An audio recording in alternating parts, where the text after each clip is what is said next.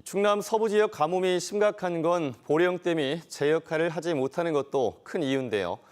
이렇게 보령댐이 말라가는데 수자원공사는 오히려 한계치까지 물 판매량을 늘린 것으로 드러났습니다.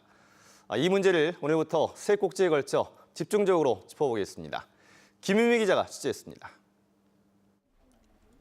우주에서 인공위성이 촬영한 사진에서도 물이 말라붙어 바닥을 드러낸 보령댐. 저수율은 이달 초 10%마저 무너져 지금은 준공 이후 가장 낮은 9%까지 떨어졌습니다. 무엇보다 올 들어 내린 비의 양이 지난해의 절반에 불과한 게 주된 이유지만 가뭄 상황이 비슷한 인근 대청댐은 저수율이 50% 가까이 되고 용담댐도 30%대로 보령댐에 비하면 여유가 넘칩니다. 대청댐 역시 준공 이후 올해 역대 두 번째로 비가 적게 내렸지만 충분한 저수율을 보이고 있습니다. 수년간 되풀이되는 가뭄에 대비해 짠돌이식 물 관리에 나선 덕분입니다. 약 270만 톤 실제 사용하는 데 필요한 실사용량만 공급을 해서 하루에 약 80만 톤 정도를 댐에 비축을 했습니다. 반면 보령댐은 들어오는 물의 양이 줄어도 해마다 물을 더 많이 팔아왔습니다.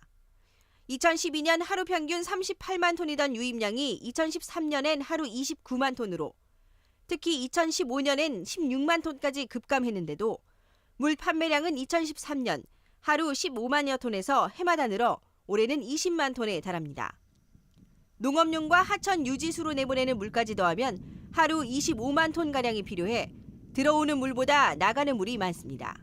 가뭄에 대비하지 않고 장사라고 해야 되나요? 물을 팔기 위해서 너무 과도하게 자기 그 수량을 긍정적으로 예측했다. 수자원공사는 물 공급량이 기준치 이내여서 전혀 문제가 없다며 여전히 비가 적게 내렸다는 말만 되풀이하고 있습니다. 기준치 안에서 계약을 하는 거니까요. 정상적으로 비가 왔다 하면은 공급량하고는 아무 상관이 없죠.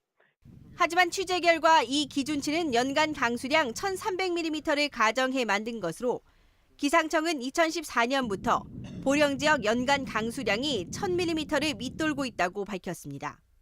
MBC 뉴스 김유미입니다.